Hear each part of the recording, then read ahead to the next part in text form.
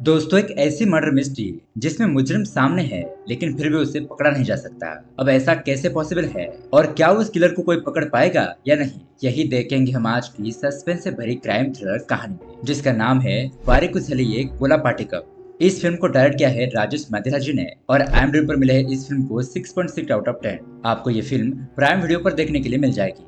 तो दोस्तों, अगर आपको हमारे मूवीज पसंद आते हैं तो वीडियो को लाइक और चैनल को सब्सक्राइब जरूर कीजिए। तो चलिए बिना किसी देरी के शुरू करते हैं आज की कहानी की शुरुआत में हमें एक बहुत ही सुंदर गांव को दिखाया जाता है। अब तभी उस गांव में हम एक बंदे को देखते हैं जो कि रास्ते में मिले हुए लोगों को एक खबर बताते हुए एक होटल के पास पहुंचता है। वहां पर वो अल्ताफ भाई नाम के एक शराबी बंदे को कहता है कि वो जॉय कुट्टन है ना, उसने तुम्हारी बेटी जब क्लास से घर की तरफ जा रही थी तब उसे पकड़कर अपने घर पर ले जाकर कैद कर लिया है। अब ये बात सुनने के बाद अल्ताफ भाई तो बहुत ज्यादा गुस्सा हो जाता है। कहता है कि उस जॉय कुट्टन की इतनी हिम्मत, वो ऐसा कैसे कर सकता है। तो वो बंदा बताता है कि तुमने जो उसे उधार के तौर पर पैसे लिए थे और अभी तक तुमने उसके पैसे नहीं लौटाए हैं, इसलिए जॉय कुट्टन ने तुम्हारी बेटी को किडनैप कर लिया है और जब तक तुम पैसे नहीं दोगे तब तक वो तुम्हारी बेटी को नहीं छोड़ेगा। अल्ताफ भाई कहता है कि मैं वहां पर जाकर देखता हूँ कि वो कैसे मेरी बेटी को नहीं छोड़ता, आज तो उसकी शामत आई है। उसके बाद हम देखते हैं अल्ताफ और गांव के सभी लोग जॉय कुट्टन के घर के पास पहुंचते हैं। अब यहाँ पर बहुत ज्यादा शोर शराबा होने लगता है और अल्ताफ जॉय को गाली देते हुए कहता है कि मेरी बेटी को छोड़ दे, लेकिन जॉय कुट्टन कहता है कि मेरे पैसे लौटा दो और अपनी बेटी को ले जाओ। अब जॉय कुट्टन अपने घर के ऊपर के फ्लोर पर रह रहा होता है और नीचे उसने दरवाजे को ताला लगा दिया था, इसी वजह से कोई भी ऊपर नहीं जा पा रहा था। तो अब यहाँ पर गांव के सरपंच राजेश जॉय कुट्टन से कहते हैं कि देखो जॉय, वो तुम्हारे पैसे लौटा देगा, तुम उस बेचारी लड़की को छोड़ दो। यहाँ पर हम उस लड़की को देखते हैं जो कि बहुत ज्यादा घबरा गई थी और एक कमरे में बंद होने की वजह से वो रो रही होती है। बहुत ज्यादा मनाने पर भी जॉय कुट्टन किसी की बात नहीं मानता। तो अब यहाँ पर फाइनली सरपंच राजेंद्र चर्च में फादर को कॉल करता है। यहाँ पर गुंजा भाई नाम का एक आदमी फोन उठाता है तो राजेंद्र उसे सारा मामला समझा देता है और कहता है कि तुम फादर को लेकर तुरंत यहाँ पर आ जाओ, क्योंकि अब फादर ही इस मैटर को सुलझा सकते हैं।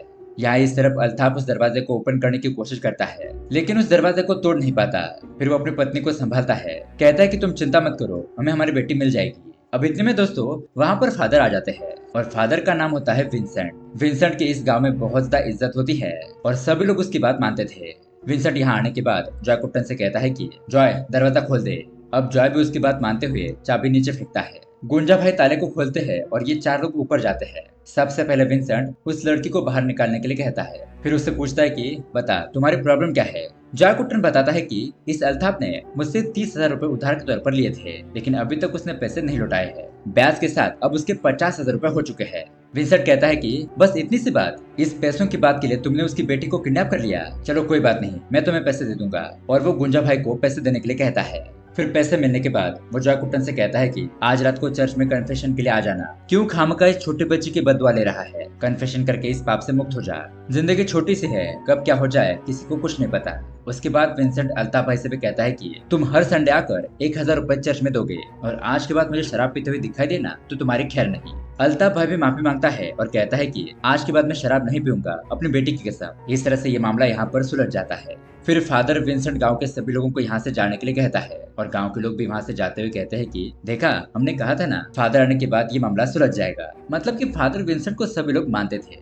अब उसके बाद रात को हम देखते हैं जॉय कुट्टन चर्च में कन्फेशन करने के लिए आता है, लेकिन जैसे वो अंदर जाता है तो दोस्तों हम यहाँ पर फादर विंसेंट का कुछ अलग ही रूप देखते हैं। वो जॉय कुट्टन को बहुत ही बुरी तरीके से मारता पीटता है और उसे कहता है कि तू मेरे सामने आकर दिखाएगा, मैंने तुम्हें दरवाजा ओपन करने के लिए कहा था लेकिन तुमने तो चाबी नीचे फेंक दी, तुम्हारी इतनी हिम्मत, और तुम गांव के साइड वाले एरिया में ड्रग्स बेचने का काम करते हो, ये सब कुछ मुझे पता है। अब आज के बाद से वो धंधा बंद, चुपचाप अपनी खेती करो या फिर किसी दूसरे शहर में जाकर कंपनी में जॉब कर लो। इस तरह से यहाँ पर लोगों को तंग मत करो और तुम्हारा बैच के तौर पर पैसे देने का धंधा भी बंद कर दो, मुझे पता है इसके जरिए तुम लोगों को लूटने का काम करते हो। अब बहुत ज्यादा मार खाने की वजह से जॉय कुट्टन भी चुपचाप फादर की बात मान लेता है। और दोस्तों यहाँ पर हमें पता चलता है कि फादर विंसेंट ऐसा ही आदमी है। वो इसी तरह से गांव में जो कोई भी गलत काम करता है उन लोगों को सजा देकर उनसे कन्फेशन करवाता है और उन लोगों की अच्छी तरीके से धुलाई करके उनको सबक सिखाता है। दरअसल दोस्तों विंसेंट की फादर बनने के पीछे एक बहुत बड़ी कहानी होती है। अब उसके अगले दिन हम देखते हैं विंसेंट अपने घर पर आता है। यहाँ पर उसके पिताजी उसे कहते हैं कि मैंने तुम्हें कितनी बार कहा है ये मारपीट करना छोड़ दो। विंसेंट कहता है कि पिताजी आप चिंता मत कीजिए, जब कुछ लोग बिगड़ जाते हैं तो उन लोगों को सीधा करने के लिए ये सब कुछ चलता रहता है। जो लोग अपने हद भूल कर लोगों को परेशान करते हैं वैसे लोगों को सबक सिखाना ही पड़ता है और आज की दुनिया में तो ये बहुत ज्यादा जरूरी है। अब उसके बाद दोस्तों हमें यहाँ पर विंसेंट के फादर बनने की कहानी बताई जाती है। दरअसल विंसेंट के बचपन में उसके पिताजी उससे पूछते हैं कि बेटा तुम क्या बनना चाहते हो, बड़ा होकर तुम्हें क्या बनना है। विंसेंट कहता है कि मैं बड़ा होकर एक पुलिस ऑफिसर बनूंगा और गुंडों को पीटूंगा। लेकिन दोस्तों विंसेंट के दादा और दादी और उसके पिताजी भी यही चाहते थे कि उनका बेटा तो एक फादर बने। लेकिन विंसेंट को तो फादर नहीं बनना था, क्योंकि उसमें शांति से रहकर लोगों को अच्छी शिक्षा देनी होती है और ये काम तो विंसेंट से होने नहीं वाला, इसलिए वो उसके मना करने लगता है। लेकिन अब उसके पिताजी उसे मनाने के लिए पहले उसे पुलिस बनने देते हैं। उसके बाद जब विंसेंट बड़ा होता है तो वो अपनी पूरी तैयारी करके पुलिस ऑफिसर बन ही जाता है। लेकिन जब एक दिन उसके चाचा जी को किसी दूसरे गुंडे के लोगों ने बहुत ज्यादा मारा पीटा था, तो विंसेंट गुस्से में आकर उन लोगों को मारने पीटने के लिए जाता है। अब वो लोग भी पॉलिटिकल बहुत ज्यादा स्ट्रांग थे और उन लोगों को बिना वारंट के मारने पर एक दूसरा इंस्पेक्टर वहां पर आकर उसे अरेस्ट कर लेता है। वो विंसेंट को अरेस्ट करके पुलिस स्टेशन ले जा रहा होता है, लेकिन तभी बीच रास्ते में विंसेंट के पिताजी वहां पर आते हैं और कुछ टाइम पहले वो भी एक बहुत बड़े गुंडे हुआ करते थे, लेकिन फिलहाल उन लोगों ने ये सब कुछ काम छोड़ दिया था। अब दोस्तों जाहिर सी बात है, जैसा होगा बाप वैसा होगा बेटा, तो अपने पिताजी के सारे गुण ही विंसेंट के अंदर आए होते हैं।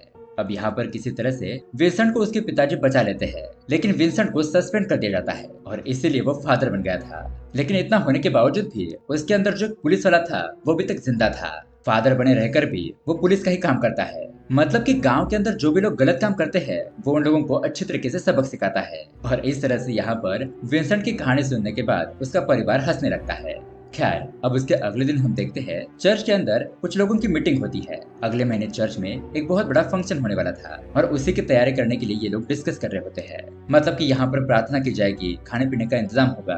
अब इसी के बारे में बात करते हुए हम यहाँ पर कन्नन नाम के एक आदमी को देखते हैं, जो कि इस गांव को थोड़ा पैसे वाला बंदा होता है। वो कहता है कि आप लोग चिंता मत कीजिए, जिस दिन चर्च में फंक्शन होगा उस दिन खाने पीने का सारा इंतजाम मैं देख लूंगा। और ये बात सुनकर बाकी के लोग भी खुश हो जाते हैं। अब यहाँ पर ये कन्नन अपनी छोटी बच्ची को साथ में लेकर आया था, जिसका नाम होता है सुधा। और अब इस तरह से यहाँ पर डिस्कशन होने के बाद उनकी मीटिंग कंप्लीट हो जाती है।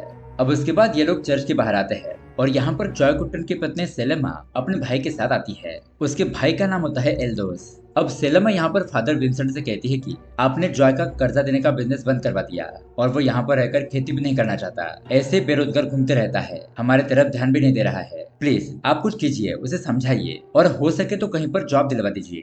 तो तभी वहाँ पर मौजूद चर्च का एक मेंबर कहता है कि यहाँ से थोड़ी दूरी पर एक शहर है, वहाँ पर मेरे जान पहचान वाले की एक नारियल की फैक्ट्री है, वहाँ पर उसे काम मिल सकता है, तुम उसे मेरे पास भेज दो, मैं उसे काम पर लगा दूंगा। तो सेलमा और उसका भाई एल्दोस ये दोनों थोड़ा टेंशन फ्री हो जाते हैं। अब उसके बाद रात होने के बाद फादर विंसेंट और उसका साथी गुंजा भाई ये लोग गांव के सरहद के पास ऐसे ही टहल रहे होते हैं। तभी उन लोगों को वहां पर कुछ हलचल दिखाई देती है और यहाँ पर वो लोग एक औरत के घर के पास बूढ़े आदमी को देखते हैं, जिसका नाम होता है कुरुकन। अब ये लोग यहाँ पर आते हैं, उससे पहले उस बूढ़े आदमी ने वहाँ पर लगा हुए बल्ब को फोड़ दिया था और ये बूढ़ा आदमी यहाँ पर उस महिला को रिझा कर उसके साथ कांड करने के लिए आया था। लेकिन अब विंसेंट उसे डांटने लगता है कि इतनी रात गए तुम यहाँ पर क्या कर रहे हो और तुम ये जो बल्ब फोड़ रहे हो, लगता है अब तक यहाँ पर जो बल्ब फूटे हैं वो सारे तुमने ही फोड़े थे। कल सुबह पंचायत में 15 बल्ब फोड़ने के पैसे भर देना और आइंदा से यहाँ पर दिखना मत। इतने में उस रास्ते से सरपंच राजेंद्र गुजर रहा होता है। वो भी उस बूढ़े आदमी को देखकर उसे डांटने लगता है, कहता है कि तुम्हें इस उम्र में ये सब कुछ शोभा नहीं देता। लेकिन फिर यहाँ पर विंसेंट सरपंच को भी पूछता है कि तुम इतनी रात गए कहाँ से आ रहे हो। राजेंद्र बताता है कि वो हमारे पार्टी की मीटिंग थी, अगले हफ्ते एमएलए आने वाले हैं ना, इसलिए मैं उसी काम के सिलसिले में पार्टी के ऑफिस गया था। और अब उसके बाद ये सब लोग यहाँ से चले जाते हैं। अब उसके अगले दिन हम एक नाव पर एक लड़के को जिसका नाम होता है लीचो और उसकी गर्लफ्रेंड प्रिया को देखते हैं। प्रिया यहाँ पर उसे कहती है कि कल मुझे लड़के देखने के लिए आने वाले हैं, इसलिए मैं चाहती हूँ कि तुम उनसे पहले मेरे घर पर आकर मेरा हाथ मांगो। लीचो कहता है कि अब इतनी भी क्या जल्दी है, उस लड़के को आने दो, तुम उसे मना कर देना। लेकिन प्रिया कहती है कि नहीं, मैं उस लड़के से मिलना ही नहीं चाहती और वो अपने बॉयफ्रेंड को चिढ़ाते हुए कहती है कि अगर वो लड़का मुझे पसंद आ गया तो मैं उसके साथ चली जाऊंगी, फिर तुम देख लेना, अगर तुम ऐसे ही देरी करते रहोगे तो मेरे घर वाले मेरे किसी दूसरे बंदे के साथ शादी कर देंगे। अब ये बात सुनते ही लीचो अपनी गर्लफ्रेंड को उठाकर अपने घर पर लेकर आता है और यहाँ प्रिया को भी कुछ फर्क नहीं पड़ रहा था, वो तो उल्टा खुश थी। लेकिन जब ये बात फादर को पता चलती है तो विंसेंट तुरंत ही बुलेट लेकर लीचो के घर पर आता है। वो यहाँ पर आते ही लीचो के पिता को डांटने लगता है, कहता है कि तुम्हें थोड़ी सी अक्ल वक्ल है या नहीं, अगर तुम्हारा लड़का उस लड़की से प्यार करता है तो तुम्हें उस लड़की के घर पर जाकर उसके घर वालों से उसका हाथ मांगना चाहिए, ना कि उसे भगा कर लेकर आना चाहिए। उस लड़के लीचो का बाप कहता है कि हमें लगा कि उस लड़की के घर वाले नहीं मानेंगे और ये मेरा बेटा भी बहुत ज्यादा जिद्दी है। और उसके बाद यहाँ पर विंसेंट उस लड़की को भी डांटने लगता है और उसे तुरंत ही अपने घर पर जाने के लिए कहता है। फिर ये भी कहता है कि हम उस लड़की के घर पर जाकर रीति रिवाज के साथ उस लड़की का हाथ मांगेंगे और उस लड़की के घर वालों को मनाने की कोशिश करेंगे। आइंदा से ऐसी हरकत मत करना। और अपनी शादी की बात सुनकर लीचो तो यहाँ पर बहुत ज्यादा खुश हो जाता है। दरअसल दोस्तों विंसेंट उसका दोस्त था और लीचो ने उसे यहाँ पर यह मामला सुलझाने के लिए बुलाया था। अब रात को हम देखते हैं विंसेंट और चर्च के मेंबर चर्च के बाहर बैठकर कुछ बातचीत कर रहे होते हैं। जैसे कि उनमें से एक बंदा कहता है, हमारे गांव में चोरियां बहुत ज्यादा बढ़ रही है। किसी के गहने, पैसे, मोबाइल या फिर और भी कीमती चीजें कहीं गायब हो रही है। हमें जल्दी इसका बंदोबस्त करना होगा। विंसेंट कहता है कि मैं भी उसी के बारे में सोच रहा हूँ कि इतने दिनों तक हमारे गांव में चोरियां कैसे हो रही है और इसके बारे में किसी को कुछ भी पता नहीं है। सरपंच कहता है कि लगता है वो चोर हमारे गांव का चप्पा चप्पा जानता है, इसीलिए वो चुपके से सभी लोगों के घर पर जाकर चोरी कर रहा है। अब इसी बारे में बातचीत करने के बाद ये लोग वहाँ से चले जाते हैं। उसके बाद सीन शिफ्ट होता है गांव के पैसे वाले आदमी कन्नन की तरफ। वो अपने फैमिली के साथ डिनर कर रहा होता है, लेकिन उसकी पत्नी लिसा कुछ गुस्सा थी। वो चुपचाप खाना परोसती है लेकिन किसी से बात नहीं करती। अब यहाँ सोते वक्त हम देखते हैं कन्नन और लिसा के बीच में झगड़ा शुरू हो जाता है। लिसा कन्नन को एक बिल दिखाते हुए कहती है कि तुमने उस शीला नाम की औरत को पैसे क्यों दिए और मुझे पता है तुम्हारा गांव की कितनी औरतों के साथ अफेयर चल रहा है। कन्नन कहता है कि थोड़ा धीरे बोलो, अभी तक मेरे माता पिता सोए नहीं होंगे, वो ये बात सुन लेंगे। अब यहाँ पर कन्नन शांत रहकर लिसा को मनाने की कोशिश करता है, लेकिन लिसा तो उसकी बात नहीं मानती। कन्नन यहाँ पर अपने सफाई देते हुए कहता है कि शीला के फादर बहुत ज्यादा बीमार हो गए थे और उसे पैसों की बहुत ज्यादा जरूरत थी, इसलिए मैंने पैसे देकर उसकी मदद की। लेकिन लिसा कहती है कि तुम मुझसे झूठ नहीं बोल सकते, मैं तुम्हारे रग रग से वाकिफ हूँ और मेरे पास सबूत भी है कि तुम्हारा कितनी औरतों के साथ चक्कर चल रहा है। और ये सब कुछ कहकर लिसा नाराज होकर बैठ जाती है। उसके बाद हम यहाँ पर गांव के सरहद के पास जिस लेडी का घर था वहाँ पर हम एक दूसरे बंदे को देखते हैं और वो वहाँ की लाइट फोड़कर घर के अंदर कांड करने के लिए चला जाता है। यहाँ इधर हम चर्च के पास गुंजा भाई को देखते हैं और वो विंसेंट के पास आते हैं और उसे बताते हैं कि गांव में बहुत बड़ी बात हो गई है। कन्नन की पतली लिसा है ना, उसने जहर खा लिया और उसे हॉस्पिटल ले जा रहे थे तो रास्ते में उसकी मौत हो गई। अब ये बात सुनकर विंसेंट तो शॉक ही रह जाता है। अब उसके अगले दिन हम देखते हैं सभी लोग मिलकर लिसा के फ्यूनरल पर पहुंचते हैं और फादर यहाँ पर अंतिम संस्कार की विधि पूरी करता है। अपनी माँ को खोकर उसकी बेटी बहुत ज्यादा दुखी थी और लिसा के परिवार वाले भी बहुत ज्यादा रो रहे थे।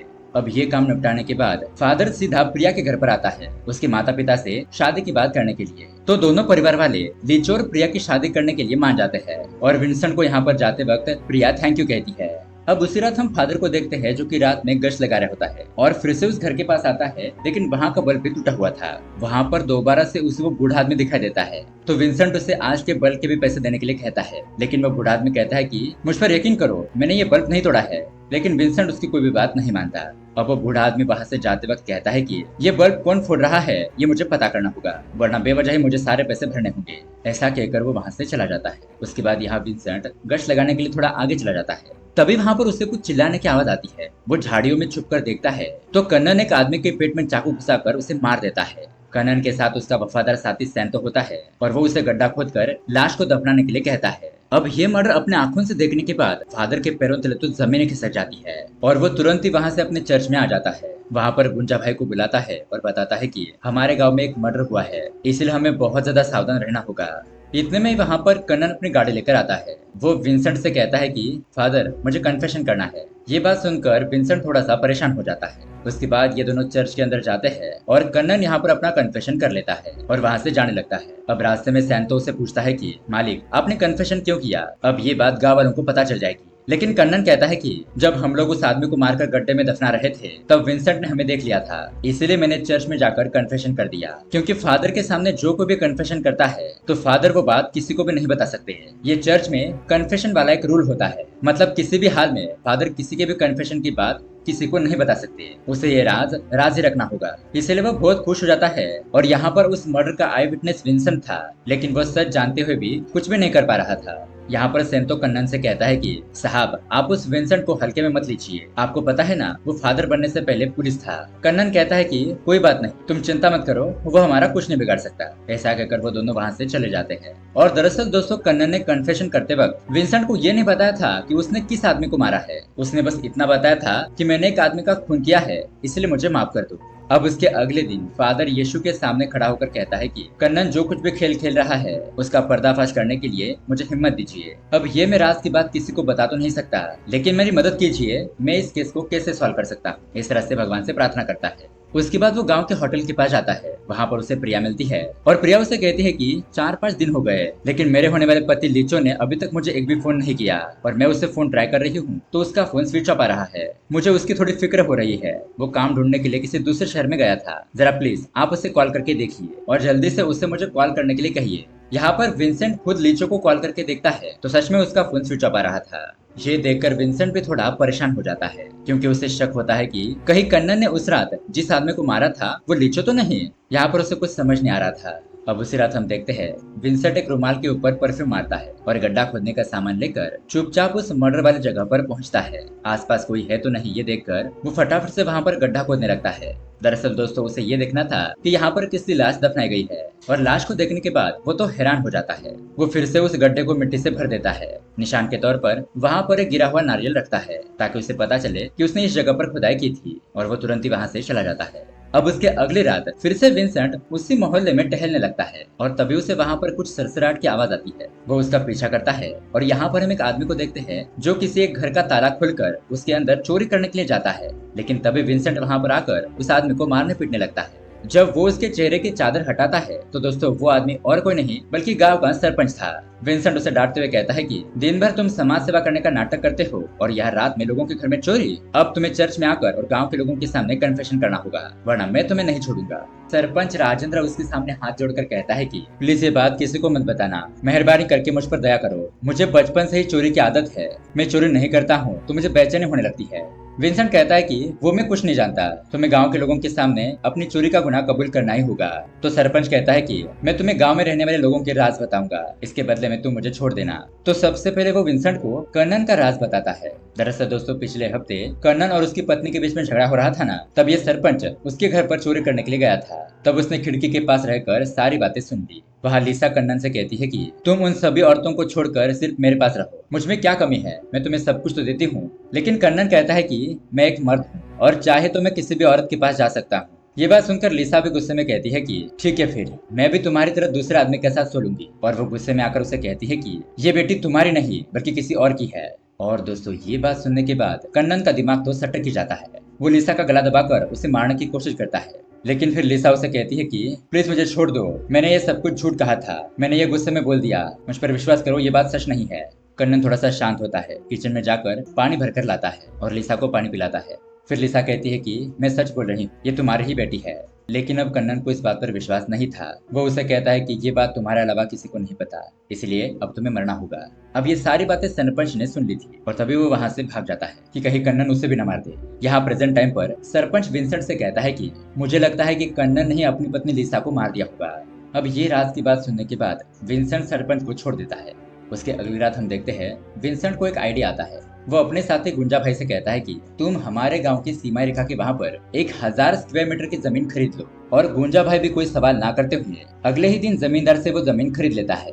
और दरअसल दोस्तों ये जमीन वही होती है जहाँ पर कन्नन ने उस आदमी को दफनाया था। उसके बाद गुंजा भाई कुछ आदमियों को यहाँ पर लेकर आता है और खुदाई करके जमीन के साइड में बॉर्डर बनाने के लिए कहता है। लेकिन दोस्तों इसी खुदाई के दौरान मजदूरों को वहाँ पर एक लाश मिलती है और विंसेंट ने ये सब कुछ जानबूझकर ही किया था। अब सभी गांव वाले, फादर विंसेंट और पुलिस वहां पर पहुंचती है। विंसेंट पुलिस से पूछता है कि क्या मरे हुए आदमी की पहचान हुई। ऑफिसर बताता है कि ये लाश पिछले हफ्ते की है, पूरी तरीके से सड़ने की वजह से हम उसकी पहचान नहीं कर पा रहे, लेकिन हमें यहाँ पर एक आईडी कार्ड मिला है। और दोस्तों वो आईडी कार्ड सेलेमा के भाई एल्दोस का था। सेलेमा भी वहां पर अपने भाई को मरा हुआ देखकर रो रही होती है।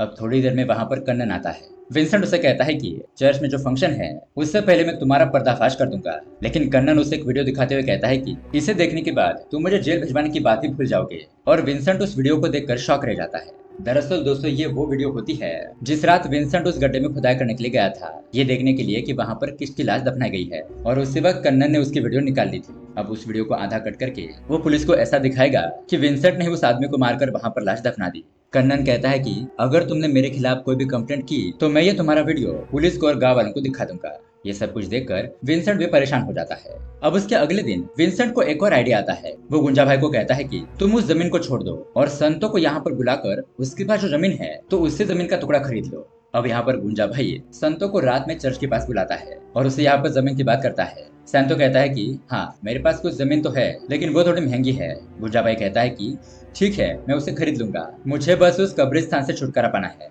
तभी फादर विंसेंट गुंजा भाई को अंदर बुलाता है। अंदर बुलाकर वो उसे कुछ बातें बताने लगता है। यहाँ पर सैंतो इधर उधर टहलते हुए खिड़की के पास जाकर फादर की कही हुई बातें सुनने लगता है। फादर विंसेंट गुंजा भाई को जानबूझकर कहता है कि हमारे गांव में एक और मर्डर होने वाला है और मुझे पता है कि कौन मरने वाला है, उसका नाम है सैंतो। सैंतो ये बात सुनकर घबरा जाता है। विंसेंट गुंजा भाई से कहता है कि कन्नन ने उस आदमी को मारा, ये बात सिर्फ सैंतो को ही पता है और सैंतो ये बात गांव वालों को ना बता दे, इसलिए कन्नन सैंतो को मार देगा। अब सैंतो अंदर जाकर विंसेंट से कहता है कि फादर प्लीज मुझे बचा लीजिए, मैं उस रात क्या हुआ था ये आपको बताता हूँ। अब यहाँ पर हम छोटे से फ्लैशबैक में देखते हैं कि सैंतो रात को एल्दोस को एक सुनसान जगह पर लेकर आया था। दरअसल कन्नन की पत्नी लिसा ने उसकी जो बेटी है वो एल्दोस की है ऐसा कहा था और गुस्से में आकर कन्नन यहाँ पर एल्दोस को बुलाता है, उसके पेट में चाकू से वार करता है और उसे मार देता है। लेकिन दरअसल दोस्तों यहाँ पर सच्चाई तो ये थी कि एल्दोस का इसमें कोई भी हाथ नहीं था। लिसा ने रैंडमली ऐसे ही उसका नाम लिया था, लेकिन बेचारे एल्दोस की मौत हो गई। अब उसके अगले सीन में हम देखते हैं सैंतो के जरिए पूरे गांव को कन्नन की सच्चाई पता चल जाती है कि एल्दोस का मर्डर कन्नन नहीं किया है। इसीलिए अब पुलिस भी कन्नन को पकड़ने के लिए उसके घर पर पहुंचती है। वहां पर फादर आता है और कन्नन से मिलने के लिए जाता है। विंसेंट कन्नन से कहता है कि अगर तुम्हारे पास वो वीडियो है तो मेरे पास उससे पहले का वीडियो है। दरअसल दोस्तों उस बूढ़े आदमी ने बल्ब कौन फोड़ रहा है ये पता करने के लिए उस एरिया में एक पेड़ के ऊपर सीसीटीवी कैमरा लगाया था और उस कैमरा में ये घटना रिकॉर्ड हो गई थी, जिसमें विंसेंट की खुदाई करने के बाद कन्नन वहां पर गया था और उसने छुपकर विंसेंट की वीडियो निकाल ली थी और उसमें ये भी रिकॉर्ड हो गया था कि विंसेंट के जाने के बाद कन्नन वहां पर मौजूद था। इससे ये पता चलता है कि कन्नन ने ही पहले एल्दोस को मारकर वहां पर दफना दिया। इस तरह से अब यहाँ पर कन्नन का भांडा फूट चुका था। उसके बाद विंसेंट उसे उसकी पत्नी के बारे में पूछता है तो कन्नन बताता है कि हाँ, मैंने ही अपनी पत्नी को जहर देकर मार दिया, उसने जो पानी पिया था उसके अंदर जहर मिला हुआ था। अब ये सारा जुर्म कन्फेस करने के बाद पुलिस कन्नन को पकड़कर ले जाती है और इस तरह से दोस्तों फादर अपना वादा ना तोड़ते हुए गुनहगार को सजा भी दिलाते हैं और ये कहानी यहीं पर एंड हो जाती है। तो दोस्तों ये कहानी आपको कैसी लगी हमें कमेंट करके जरूर बताइएगा। साथ ही ऐसे ही अमेजिंग मूवी देखने के लिए हमारे चैनल को सब्सक्राइब जरूर कीजिए। मिलते हैं अगली वीडियो में। Thanks for watching.